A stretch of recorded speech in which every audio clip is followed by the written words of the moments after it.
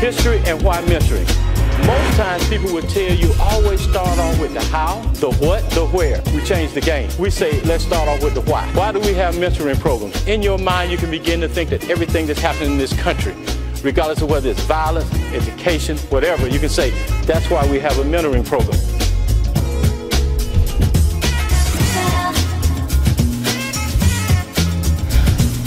Wealthy people teach their kids how to acquire. Rich people teach their kids how to sell things. Poor folk and black folk teach their kids how to buy things. We've got to be better stewards financially of our resources, of what comes through our hands. I'm pleased to announce that this year's Mentee of the Year, and this award goes to Jacob Pearson, who is a mentee of 100 Black Men of South Metro. Whenever you've been gifted with a voice and a platform, it's not simply for your own self-aggrandizement, but that platform is to be used by you to give a voice to those who have no voice. That's why I've got to give a standing ovation, a shout out to the 100 black men. You have a responsibility to leave it better than you found it, and that's what the 100 black men are called to do. We are called to wipe this basin of racism and sexism and all of these isms that need to become wasms. And when we do that, we will make it better for the next generation.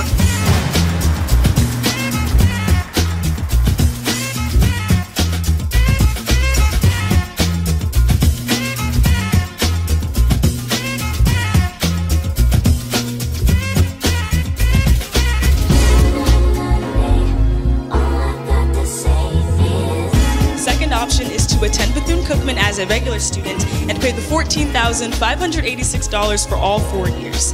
In order to remain financially stable enough to accomplish this, Christine should work around 30 hours per week and put whatever money not used on expenses into her savings account.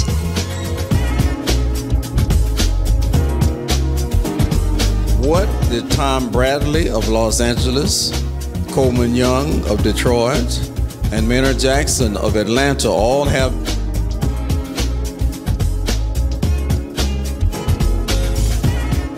They all became the first black mayors of their towns.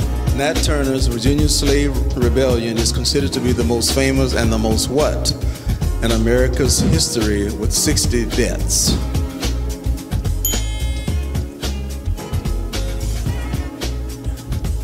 The famous and most bloodiest? That's correct, most bloody.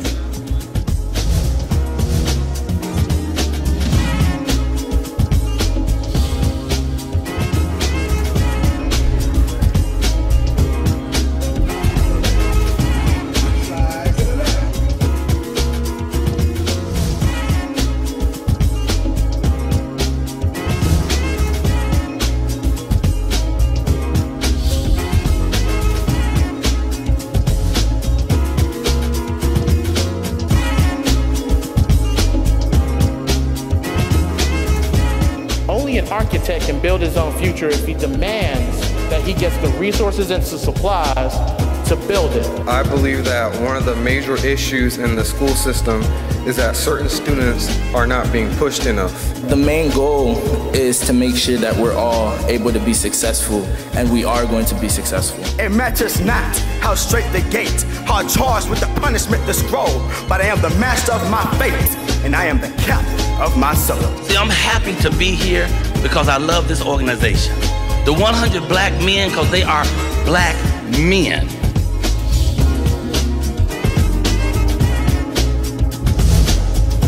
America is at the crossroads. And you are here to develop a blueprint for the future, which means that you got to make a decision now about something that's significant later. First of all, man, I'm so blessed to be pinned at the 100 today. It's been a dream of mine. 32 years I've watched them, and they've done some incredible work in our community, which I am of the community. I think it's important that Wells Fargo and all companies acknowledge that they have a role in educating the young black men of America, starting with the preteen things around understanding their relationship, money, and financial education. And then moving on to the collegiate young people.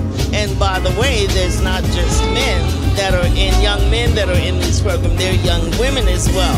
The 100 is a group that definitely is someone that we have partnered with for such a long time because of being involved in the community.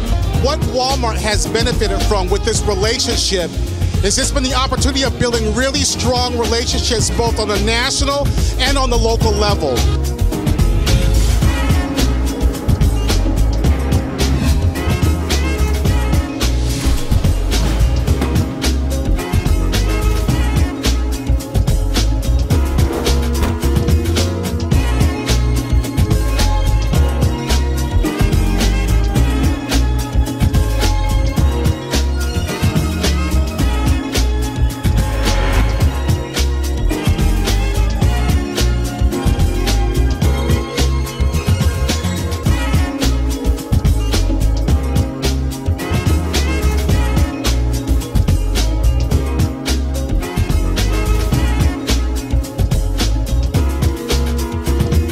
Hello, I'm Thomas W. Dortch Jr.